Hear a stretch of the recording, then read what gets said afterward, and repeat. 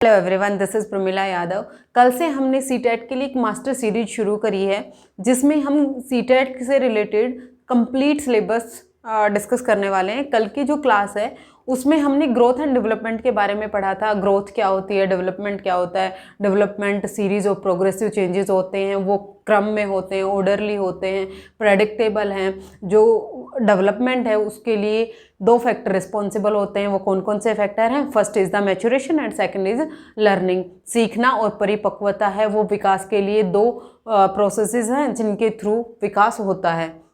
फिर उसके बाद हमने देखा था जो डेवलपमेंट है वो कहाँ से कहाँ जाएगा, वॉम्ब टू टॉम जाएगा। डेवलपमेंट है वो क्वालिटेटिव प्रोसेसेस होते हैं और जो ग्रोथ है वो आपकी क्वांटिटेटिव प्रोसेसेस होते हैं। वृद्धि को आप माप सकते हैं, तोल सकते हैं, लेकिन जो विकास है उसको माप तोल नहीं सकते हैं, उसको सिर्फ आप ऑब्जर्व कर सकते हैं। ये सब हमने लास्ट क्लास में डिटेल में डिस्कस किया था। अगर आपने ग्रोथ एंड डेवलपमेंट का इंट्रोडक्शन पार्ट नहीं देखा तो आप लास्ट क्लास जाकर एक बार चेक कर लीजिए। जो आज की क्लास है उसमें हम डिस्कस करने वाले हैं principle of growth and development. Growth and development के प्रिंसिपल्स क्या क्या होते हैं। फर्स्ट प्रिंसिपल है ग्रोथ एंड डेवलपमेंट का, कौन सा है? Development is a continuous process. Development है वो कैसा प्रोसेस है? कॉन्टिन्यूअस प्रोसेस है, निरंतर चलने वाली प्रक्रिया है, लगातार होने वाली प्रक्रिया है। ये हमने कल की क्लास में भी समझा था। जो डेवलपमेंट है वो वॉम्ब टू टॉम जाता है, वॉम्ब टू टॉम जाएगा। इसका मतलब क्या है? वॉम्ब का मतलब हो गया गर्भ से कब्र तक जाएगा। जब बच्चा माँ के गर्भ में आ जाता है तभी से डेवलपमेंट होना शुरू हो जाता है और जब तक वो कब्र में चला जाता है टिल डेथ तक डेवलपमेंट चलता ही रहता है। डेवलपमेंट है वो जन्म से लेकर मृत्यु तक चलता रहता है। डेवलपमेंट है वो एक कॉन्टिन्यूअस प्रोसेस है। ऐसा नहीं है कि कुछ टाइम के लिए डेवलपमेंट हुआ फिर डेवलपमेंट रुक गया, ऐसा नहीं है। डेवलपमेंट है वो लगातार चलता रहता है। डेवलपमेंट की जो रेट है वो डिफरेंट हो सकती है, स्लो या फिर फास्ट हो सकती है। जैसे इन्फेंसी है, इन्फेंसी में फिजिकल डेवलपमेंट है वो बहुत रैपिड होता है, लेकिन फिर चाइल्डहुड में आके वो स्लो डाउन हो जाता है, फिर एडोलेसेंस में जाकर फिर से वो रैपिड होता है। ग्रोथ की रेट में चेंजेस हो सकते हैं, लेकिन जो डेवलपमेंट है वो कभी भी स्टॉप नहीं हो सकता है। डेवलपमेंट है वो वॉम्ब टू टॉम जाएगा। आई थिंक ये क्लियर हो गया होगा। अब इसका एक दूसरा कंसेप्ट और है कि डेवलपमेंट इज ए कॉन्टिन्यूअस और डिसकॉन्टिन्यूअस प्रोसेस। इसकी डिबेट हमेशा से चलती आ रही है। कुछ साइकोलॉजिस्ट कहते हैं कि डेवलपमेंट है वो एक कॉन्टिन्यूअस प्रोसेस है, लेकिन कुछ साइकोलॉजिस्ट कहते हैं डेवलपमेंट है वो डिसकॉन्टिन्यूअस प्रोसेस है। कॉन्टिन्यूअस एंड डिसकॉन्टिन्यूअस की जो डिबेट है ये आपके सिलेबस में अब की बार एड ऑन हुई है, तो यहाँ से क्वेश्चन बनने के चांसेस हैं। देखिए जो डिसकॉन्टिन्यूअस प्रोसेस है इसका मतलब क्या है? एक कोग्निटिव साइकोलॉजिस्ट हुए हैं जिनका नाम है जीन पियाजेट। आई थिंक आप सबने जीन पियाजेट का नाम सुना होगा। जीन पियाजेट हैं वो एक कोग्निटिव साइकोलॉजिस्ट हैं। उन्होंने अपनी कोग्निटिव डेवलपमेंट थ्योरी दी थी, संज्ञानात्मक विकास पर अपनी एक theory the.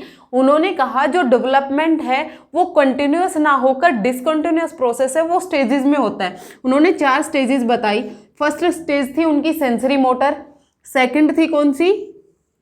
Pre operational, and third is the concrete operational stage, and fourth is formal operational stage. उन्होंने कहा जो बच्चे का कॉग्निटिव डेवलपमेंट है वो स्टेजेस में होता है, कंटिन्यूअस ना होकर डिसकंटिन्यूअस प्रोसेस है। ये तो कहा किसने? जीन पियाजेट ने। लेकिन जब हम जर्नल व्यू लेकर चलते हैं तो हम देखते हैं कि डेवलपमेंट है वो एक कॉन्टिन्यूअस प्रोसेस है। अब यहाँ पर बच्चे कंफ्यूज होते हैं कि अगर एग्जाम में पूछ लिया जाए डेवलपमेंट है वो एक निरंतर चलने वाली प्रक्रिया है या निरंतर नहीं चलने वाली प्रक्रिया है, तो हम जवाब क्या देंगे? देखिए अगर आपसे जर्नल कॉन्टेक्स्ट में सिर्फ ये पूछा जाए डेवलपमेंट इज, फिर ऑप्शन दे दी जाए is a continuous process, discontinuous process, तो उसमें आप बोलेंगे कॉन्टिन्यूअस प्रोसेस। लेकिन अगर आपको रेफरेंस दे दिया जाए according to Jean Piaget development is, तो वहां पर हम आंसर करेंगे डिसकंटिन्यूअस प्रोसेस, निरंतर ना चलने वाली प्रक्रिया। तो फर्स्ट आपको प्रिंसिपल समझ में आ गया। डेवलपमेंट है वो एक कॉन्टिन्यूअस प्रोसेस है। डेवलपमेंट निरंतर चलने वाली प्रक्रिया है। कहां से कहां जाएगी? गर्भ से कब्र तक जाएगी। अब जो नेक्स्ट प्रिंसिपल है वो क्या है? Principle of individual differences. Individual differences का मतलब क्या हुआ? व्यक्तिगत विभिन्नताएं। देखो हम अपने आसपास भी बहुत से लोगों को ऑब्जर्व करते हैं। हर एक पर्सन है वो दूसरे पर्सन से डिफरेंट होता है। चाहे हम ट्विंस को ही ले ले, ट्विंस भी एक दूसरे से डिफरेंट होते हैं, उनमें कुछ ना कुछ अंतर जरूर मिल जाएगा, चाहे 2 ट्विंस ही क्यों ना हो। देखिए मान लीजिए कि कोई भी 2 ट्विंस हैं, उनका फिजिकल स्ट्रक्चर एक जैसा हो सकता है, उनकी हाइट एक जैसी हो सकती है, वेट एक जैसा हो सकता है, लेकिन उनका जो कोग्निटिव डेवलपमेंट है वो अलग हो सकता है। किसी का IQ लेवल ज़्यादा हो सकता है, किसी का कम हो सकता है। सोशल डेवलपमेंट अलग अलग हो सकता है, कोई ज़्यादा इमोशनल हो, कोई कम इमोशनल हो। तो इन सब चीज़ों में कहीं ना कहीं एक दूसरे से डिफरेंट होते हैं। अगर हम सेम एज की बात करें, सेम एज के अगर एक बॉय को ले लें और एक गर्ल को ले लें, तो जो लड़की है वो हमेशा 2 to 3 ईयर्स मैच्योर होती है बॉयज़ के कंपैरिजन में। 2 से 3 साल पहले मैच्योर हो जाती हैं लड़कियां लड़कों के कंपैरिजन में। तो अगर आप 12 साल के एक लड़के और एक लड़की को देखोगे तो लड़की की हाइट है वो आपको ज़्यादा मिलेगी और लड़के की हाइट कम मिलेगी। ये है अर्ली एडोलेसेंस की बात। लेकिन जब हम लेटर एडोलेसेंस में जाते हैं तो वहां पर क्या होता है, जो लड़कियों की ग्रोथ है वो स्लो डाउन हो जाती है और लड़कों की ग्रोथ रेट बढ़ जाती है। तो ये कहां पर डिफरेंस हुआ, उनकी ग्रोथ रेट पर। तो जो इंडिविजुअल डिफरेंसेस हैं वो कहां पर, किस पर बेस्ड हुए, किस पर बेस्ड हुए, आपकी ग्रोथ रेट पर। किसी की ग्रोथ रेट ज्यादा हो सकती है, किसी की ग्रोथ रेट कम हो सकती है। देखो आपने अपने आसपास देखे होंगे, कोई बच्चे 9 महीने में ही चलना शुरू कर देते हैं, कोई बच्चे 1 साल में चलते हैं, कोई बच्चे 1.5 साल में चलते हैं। तो वो क्या फर्क हुआ, वो इंडिविजुअल डिफरेंसेस का फर्क हुआ। वो प्रिंसिपल कौन सा है, principle of individual differences. Okay, सभी की जो रेट है, ग्रोथ रेट है, वो डिफरेंट होती है। और दूसरा डेवलपमेंट के जो इंडिविजुअल डिफरेंसेस का कारण होता है वो होता है quality of development. Quality of development, development की जो क्वालिटी है, जो गुण है, उसमें जो चेंजेस होते हैं, उसमें जो डिफरेंस होता है, उसके कारण इंडिविजुअल डिफरेंसेस क्रिएट होते हैं। प्रिंसिपल ऑफ स्पाइरल और मल्टी डायमेंशनल डेवलपमेंट। देखिए जो डेवलपमेंट है वो हमेशा मल्टी डायमेंशनल होता है, बहुआयामी होता है। जितने भी एरियाज हैं डेवलपमेंट के, चाहे वो फिजिकल डेवलपमेंट हो, कोग्निटिव डेवलपमेंट हो, सोशल डेवलपमेंट हो, इमोशनल डेवलपमेंट हो, ये सभी प्रकार के डेवलपमेंट एक साथ चलते हैं। डायमेंशनल, मल्टी डायमेंशनल होता है डेवलपमेंट। देखो एक नवजात शिशु है, लगभग 6 महीने का बच्चा बैठना शुरू कर देता है। जब वो बैठेगा तो इसका मतलब उसका फिजिकल डेवलपमेंट हुआ है। फिर वो अपने आसपास के लोगों को पहचानने लगता है, वो अपनी मम्मा को पहचानने लगता है। जब वो अपनी माँ को देखता है तो वो उसकी गोद में जाने की कोशिश करता है। तो वहां पर बच्चे का इमोशनल डेवलपमेंट भी हुआ है साथ साथ। फिर उसके बाद क्या करता है, वो बोलना शुरू करता है, कुछ कॉन्सोनेंट साउंड्स बोलना शुरू करता है। तो वहां पर कौन सा डेवलपमेंट हुआ, लैंग्वेज डेवलपमेंट हुआ। तो ऐसा नहीं है कि सिर्फ पहले एक टाइप का डेवलपमेंट होगा फिर उसके बाद दूसरे टाइप का डेवलपमेंट होगा, नहीं। डेवलपमेंट के जितने भी टाइप हैं सबका एक साथ होना जरूरी है, सभी एक साथ होते हैं। किसी की रेट कम हो सकती है, किसी की रेट ज्यादा हो सकती है, लेकिन जो डेवलपमेंट है वो क्या है, हमारा बहुआयामी है, मल्टी डायमेंशनल है, स्पाइरल है। यहां से भी कई बार क्वेश्चन पूछा गया है, डेवलपमेंट इज लीनियर और स्पाइरल, या फिर डेवलपमेंट इज 1 डायमेंशनल और मल्टी डायमेंशनल। एक डायमेंशन का है या फिर वो बहुआयामी है, एक आयाम का है या फिर बहुआयामी है, रेखीय है या फिर वो स्पाइरल है। ये क्वेश्चन बहुत बार पूछा गया है, तो ये आप याद रखना, डेवलपमेंट है वो स्पाइरल है और मल्टी डायमेंशनल होता है। नेक्स्ट प्रिंसिपल ऑफ डेवलपमेंट है प्रिंसिपल ऑफ इंटर रिलेशनशिप।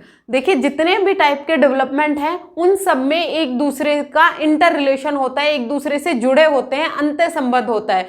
एक टाइप का डेवलपमेंट है वो दूसरे टाइप के डेवलपमेंट को प्रभावित करता है। मान लीजिए अगर किसी बच्चे को अच्छे से न्यूट्रिशन नहीं मिला तो उसका फिजिकल डेवलपमेंट अच्छे से नहीं हो पाएगा। अगर फिजिकल डेवलपमेंट उसका अच्छे से नहीं हुआ तो अगर किसी को बुखार आ गया तो वो उसकी जो शारीरिक क्षमता है उसको स्लो डाउन कर देगा, उसके फिजिकल एस्पेक्ट को उसने प्रभावित किया।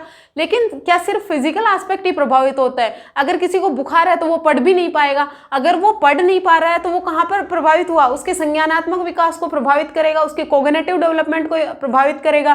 साथ साथ वो चिड़चिड़ा हो जाता है, इरिटेटेड महसूस करता है, तो वो उसके इमोशनल डेवलपमेंट को भी अफेक्ट करेगा। लोगों से मिलजुल नहीं पाएगा तो वो उसके सोशल डेवलपमेंट को भी इफेक्ट करेगा। इसका मतलब क्या है, जितने भी टाइप के जो डेवलपमेंट है ना वो सारे एक दूसरे जुड़े हुए हैं, सभी एक दूसरे के साथ जुड़े हुए हैं, ये अलग अलग नहीं है।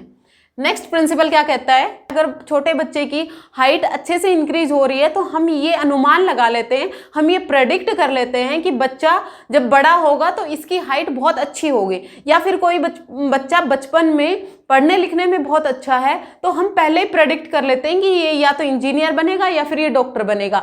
मतलब जिस तरह की बच्चे की ग्रोथ रेट आ रही है हम उसको देखते हुए बच्चे के फ्यूचर के बारे में हम प्रेडिक्ट कर सकते हैं, अनुमान लगा सकते हैं।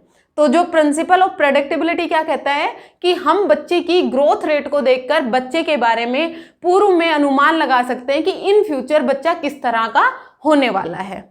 ये हुआ प्रेडिक्टेबिलिटी। नेक्स्ट प्रिंसिपल क्या कहता है, development proceed general to specific. जो डेवलपमेंट है वो सामान्य से विशिष्ट की ओर अग्रसर होता है। इन जनरल क्या होता है कि कोई भी बच्चा होता है ना, वो पहले बड़ी चीज को देखता है, फिर उसके बाद छोटी चीज को देखता है। मान लीजिए आपके घर की दीवार पर एक सीनरी लगी हुई है, तो सबसे पहले जब आपकी नजर पड़ेगी तो आप देखेंगे कि यहाँ पर एक सीनरी लगी हुई है। फिर उसके बाद आप देखते हैं कि उसमें तो बर्ड्स भी बने हुए हैं, उसमें तो माउंटेन भी बने हुए हैं, उसमें तो पानी भी बह रहा है। ये सब चीजें आपने बाद में नोटिस की, सबसे पहले आपने सीनरी को नोटिस किया। इसका मतलब क्या हुआ, पहले हम बड़ी चीज को देखते हैं, वो एक सामान्य चीज हो गई, और उस सामान्य चीज में कौन कौन सी विशेषताएं हैं, विशिष्ट क्या है उसमें, उसकी तरफ ध्यान जाता है। तो जो डेवलपमेंट है वो हमेशा आपका सामान्य से विशेष की तरफ होता है। इसे आपने देखा होगा, जब बच्चा छोटा होता है, जब वो मम्मा बोलना सीखता है तो उसके लिए हर एक लेडी मम्मा होती है, लेकिन जैसे जैसे वो बड़ा होता है तो वो सीखता है कि हर एक लेडी उसकी मम्मा नहीं है, सिर्फ फिर वो अपनी मम्मा को ही मम्मा बोलता है। मतलब सामान्य से विशेष की तरफ उसका डेवलपमेंट हुआ। नेक्स्ट प्रिंसिपल है डेवलपमेंट फॉलो ए पैटर्न। पैटर्न को फॉलो करेगा, डेवलपमेंट है वो पैटर्न को फॉलो करेगा। इसका मतलब क्या हुआ, डेवलपमेंट है वो हमेशा एक प्रतिमान को फॉलो करता है। देखिए जो डेवलपमेंट है ना, आप किसी भी चाइल्ड को ले लीजिए, सबसे पहले बच्चा क्या करेगा, बैठना सीखेगा। बैठने के बाद वो किसी का सहारा लेकर खड़ा होगा, फिर वो इंडिपेंडेंटली खड़ा होना सीखेगा। खड़ा होने के बाद वो चलना सीखता है। तो ये एक सीक्वेंस हुई ना, पहले बच्चे ने बैठना सीखा, फिर खड़ा होना सीखा, फिर वो चलना सीखेगा, फिर वो जंप करना सीखेगा। तो इस तरह की एक सीक्वेंस को फॉलो करता है डेवलपमेंट। ऐसा नहीं है कि कोई भी बच्चा सीधा खड़ा हुआ और दौड़ने लग गया, ऐसा नहीं होता है। डेवलपमेंट हमेशा एक पैटर्न को फॉलो करता है। यहाँ पर जो ग्रोथ रेट है वो डिफरेंट हो सकती है, ग्रोथ रेट डिफरेंट हो सकती है, लेकिन पैटर्न हमेशा सेम रहेगा। ग्रोथ रेट डिफरेंट होने का मतलब क्या है कि कोई बच्चा तो 1 साल की उम्र में चलने लग जाता है, कोई बच्चा 1.5 साल की उम्र में चलता है। तो ये जो टाइम में जो फर्क आया, ये ग्रोथ रेट में डिफरेंस है, लेकिन पैटर्न तो सेम ही रहा ना। पहले बच्चा बैठना सीखेगा, फिर ही तो बच्चा खड़ा होना सीखेगा, फिर ही तो चलना सीखेगा। पहले बच्चा एक लेटर बोलना सीखेगा, ए बै दे कुछ भी बोलता है, फिर उसके बाद वो एक अक्षर बनाना सीखता है, अक्षर के बाद फिर वो 2 अक्षर सीखेगा, फिर उसके बाद वो एक पूरा सेंटेंस बनाना सीखता है। तो ये सब किस में होता है, एक पैटर्न में होता है, एक सीक्वेंस में होता है। तो डेवलपमेंट है वो ऑलवेज एक पैटर्न को फॉलो करता है। नेक्स्ट प्रिंसिपल जो मैंने अभी बताया, rate of growth and development is not uniform. Rate है जो ग्रोथ और डेवलपमेंट की जो रेट है वो कभी भी यूनिफॉर्म नहीं होती, एक समान नहीं होती है, वो डिफरेंट होती है, हर एक चाइल्ड में डिफरेंट होती है। उस पर कौन रोल प्ले करता है, इंडिविजुअल डिफरेंसेस, जो हम पहले समझ चुके हैं। हर एक बच्चा एक दूसरे से अलग इसलिए होता है क्योंकि उसकी जो ग्रोथ रेट है वो यूनिफॉर्म नहीं होती है, वो डिफरेंट डिफरेंट। अब नेक्स्ट और सबसे ज्यादा इंपॉर्टेंट है डायरेक्शन ऑफ डेवलपमेंट। क्या है, direction of development. Direction of development, development की 2 डायरेक्शंस होती है, विकास की 2 डायरेक्शन होंगी। कौन कौन सी, पहला होगा स्फेलोकोडल, जिसको हम बोलते हैं सिर से पैर की ओर, सिर से पैर की तरफ जो मूव करेगा उसको हम बोलेंगे स्फेलोकोडल। और सेकंड है आपका कौन सा, अंदर से बाहर की ओर, अंदर से बाहर की ओर, सेंटर टू पेरिफेरी, इसको हम बोलते हैं प्रोक्सिमोडिस्टल। स्फेलोकोडल एंड प्रोक्सिमोडिस्टल। स्फेलोकोडल में क्या होता है, जब बच्चे का डेवलपमेंट होता है वो सर से पैर की तरफ होता है, और जो प्रोक्सिमोडिस्टल है वो बच्चे का डेवलपमेंट अंदर से बाहर की तरफ होता है। ये हम 1 बाय 1 समझते हैं। देखिए जो स्फेलोकोडल है, सबसे पहले क्या होता है, आपने किसी नवजात शिशु को देखा होगा, सबसे पहले बच्चा क्या करता है, अपने हेड को कंट्रोल करना सीखता है, अपने हेड को बैलेंस करना सीखता है। जब उसका सर कंट्रोल में आ जाता है फिर वो बैठना सीखता है। लगभग 4 से 5 महीने के बच्चे का जो सर है वो कंट्रोल में आ जाता है। 6 महीने का बच्चा, लगभग 6 महीने का बच्चा बैठना सीख जाता है। फिर उसके बाद लगभग 8 से 9 महीने का बच्चा खड़ा होना सीख जाता है। फिर खड़ा होने के बाद बच्चा क्या करेगा, फिर वो चलना सीखेगा। लगभग 1 साल से 1 से 1.5 साल के बीच में बच्चा चलना सीख जाता है।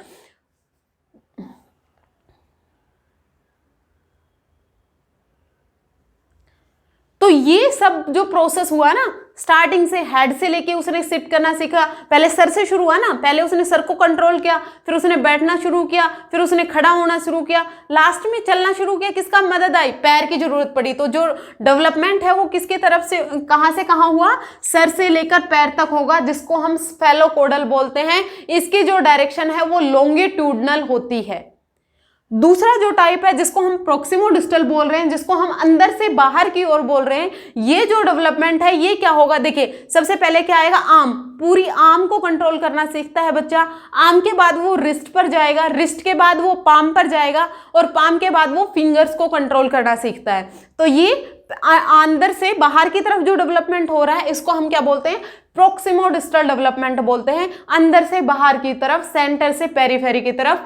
मोस्ट इंपॉर्टेंट टॉपिक है ये, आप याद रखना। यहां से कोई ना कोई एक क्वेश्चन कहीं ना कहीं हर बार पूछ लिया जाता है। तो डेवलपमेंट की डायरेक्शन कौन सी हुई? दो डायरेक्शन है, स्फेलोकोडल एंड प्रोक्सिमोडिस्टल। स्फेलोकोडल सेल से पैर की तरफ और प्रोक्सिमोडिस्टल अंदर से बाहर की तरफ। नेक्स्ट है factors influencing the development of child. किसी भी बच्चे के डेवलपमेंट को कौन कौन से फैक्टर हैं जो इन्फ्लुएंस करते हैं? देखिए, दो टाइप के फैक्टर हैं जो बच्चे के डेवलपमेंट को इन्फ्लुएंस करेंगे। कौन कौन से? एक तो इंटरनल फैक्टर होंगे और दूसरे कौन से होंगे? एक्सटर्नल फैक्टर होंगे। इंटरनल फैक्टर होंगे और एक्सटर्नल फैक्टर। इंटरनल फैक्टर को हम आंतरिक बोलते हैं, आंतरिक और बाह्य। आंतरिक और इनको हम बोलते हैं बाहरी कारण। देखिए, जहां भी इंटरनल फैक्टर की बात आती है, आंतरिक की बात आती है, तो वहां पर आपके कौन रोल करता है? अनुवांशिकता। अनुवांशिकता अनुवांशिकता है वो रिस्पॉन्सिबल होती है इंटरनल फैक्टर्स के कारण। और जो आपका वातावरण है, क्या आपका वातावरण है वो रिस्पॉन्सिबल होता है एक्सटर्नल के लिए। वातावरण रोल प्ले करता है एक्सटर्नल फैक्टर्स में। तो इंटरनल फैक्टर्स में जो हमें अपने माता पिता के जीन्स के थ्रू इनहेरिटेड मिलता है, अनुवांशिकता, पीढ़ी दर पीढ़ी जो हमें इंटरनल फैक्टर्स में क्या होता है? इंटरनल फैक्टर्स में क्या होता है? जो हमें अपने माता पिता से पीढ़ी दर पीढ़ी जीन्स के थ्रू हमारी बॉडी में ट्रांसमिट होता है, वो हमारे इंटरनल में आएंगी। जैसे हाइट है वो हेरिडिटी पे डिपेंड करता है। अगर आपके माता पिता की हाइट शॉर्ट है तो मोस्ट प्रोबेबली बच्चा भी शॉर्ट हाइट का ही होगा। देखिए, एक्सेप्शन हर जगह होते हैं, लेकिन ये मोस्ट ऑफ द केसेस में यही होता है। अगर बच्चे के माता पिता की हाइट लंबी है तो बच्चा भी लंबी हाइट का होगा। आईज का कलर, हेयर का कलर, इंटेलिजेंस, बच्चा कितना ज़्यादा इंटेलिजेंट है। अगर बच्चे के माता पिता इंटेलिजेंट है तो बच्चा भी इंटेलिजेंट ही होगा। जो बच्चे का बॉडी स्ट्रक्चर है वो भी अपने माता पिता पर ही जाएगा। अगर किसी के माता पिता दुबले हैं तो मोस्ट प्रोबेबली बच्चा भी दुबला ही होगा। अगर किसी के माता पिता हेल्दी हैं तो बच्चा भी हेल्दी होगा। जो बॉडी स्ट्रक्चर हो गया, हेयर हो गया, आईज हो गए, जो आपका इंटेलिजेंस हो गया, ये सब इंटरनल फैक्टर के कारण होता है। फिर जो आपके इमोशनल फैक्टर्स हैं, कोई बहुत जल्दी रो देता है, कोई बहुत जल्दी नहीं रोता है। जो इमोशनल फैक्टर्स हैं वो भी आपके इंटरनल होते हैं। जो बायोलॉजिकल और कॉन्स्टिट्यूशनल फैक्टर हैं वो सब आपके इंटरनल के अंदर आता है। दूसरा पार्ट है आपका एक्सटर्नल। माँ के गर्भ का वातावरण है वो बच्चे के लिए एक्सटर्नल फैक्टर है, और यहीं पर सबसे ज्यादा बच्चे कंफ्यूज होते हैं। उनको लगता है कि जो माँ का गर्भ है वो इंटरनल फैक्टर में आता है, आंतरिक फैक्टर में आता है, लेकिन वो आंतरिक फैक्टर ना होकर बाह्य हुआ। बच्चा माँ के गर्भ में है लेकिन वो बच्चे के लिए तो बाहरी वातावरण ही है। तो ये किस में आएगा? Womb of mother. जो आपकी माँ का गर्भ है वो किस में आएगा? आपके एक्सटर्नल फैक्टर में आएगा। ये मोस्ट इंपॉर्टेंट है, याद रखना। सबसे ज्यादा मिस्टेक यहीं पर होती है बच्चों से। तो womb of mother external factor में आएगा, और उसके बाद जो आप बच्चे को वातावरण प्रोवाइड कर रहे हैं, जो पर्यावरण, जो एनवायरनमेंट आप बच्चे को दे रहे हैं जन्म के बाद, वो भी एक्सटर्नल फैक्टर होगा। किस तरह का एनवायरनमेंट आप बच्चे को प्रोवाइड कर रहे हैं। अगर आप बच्चे को हेल्दी एनवायरनमेंट प्रोवाइड करेंगे तो बच्चे का जो डेवलपमेंट है वो भी हेल्दी होगा। हेल्दी हर एक केस में हो सकता है, चाहे वो फिजिकल एस्पेक्ट में हो, चाहे वो कोग्निटिव एस्पेक्ट में हो, चाहे वो सोशल एस्पेक्ट में हो। जिस तरह का एनवायरनमेंट आप बच्चे को प्रोवाइड करवाएंगे बच्चे का डेवलपमेंट वैसा ही हो जाएगा। एक बार हम रिवाइज कर लेते हैं आज की क्लास में हमने क्या क्या देखा। आज की क्लास में हमने प्रिंसिपल ऑफ डेवलपमेंट पढ़े। सबसे पहले क्या पढ़ा था हमने? डेवलपमेंट है वो एक कंटिन्यूअस प्रोसेस है। इंडिविजुअल डिफरेंसेस होते हैं। ऑलवेज फॉलो ए पैटर्न, हमेशा एक प्रतिमान को फॉलो करेगा, पूर्व अनुमानीय है, प्रेडिक्टेबल है। हमेशा डेवलपमेंट है वो सामान्य से विशिष्ट की तरफ जाएगा। इंटर रिलेशन है, सह संबंध है। जो डेवलपमेंट है वो स्पाइरल है, मल्टी डायमेंशनल है। डेवलपमेंट की जो डायरेक्शन है वो 2 टाइप की होंगी, प्रोक्सिमोडिस्टल एंड स्फेलोकोडल। प्रोक्सिमोडिस्टल अंदर से बाहर की तरफ और स्फेलोकोडल सर से पैर की तरफ जो डेवलपमेंट होगा। फिर उसके बाद हमने factor influencing the development of child, child के डेवलपमेंट को कौन कौन से फैक्टर हैं जो इन्फ्लुएंस करते हैं। इंटरनल फैक्टर हो गए, एक्सटर्नल फैक्टर हो गए। इंटरनल फैक्टर मोस्टली जो आपकी हेरिडिटी से रिलेटेड होते हैं, और एक्सटर्नल फैक्टर जो आपके वातावरण से, जो आपके इन्वायरमेंट से रिलेटेड होते हैं, वो आपके किस में आ जाएंगे, एक्सटर्नल फैक्टर्स में आ जाएंगे। और जो वॉर्म ऑफ मदर है, माँ का जो गर्भ है, वो एक्सटर्नल फैक्टर में आता है। That's all for today, thank you very much.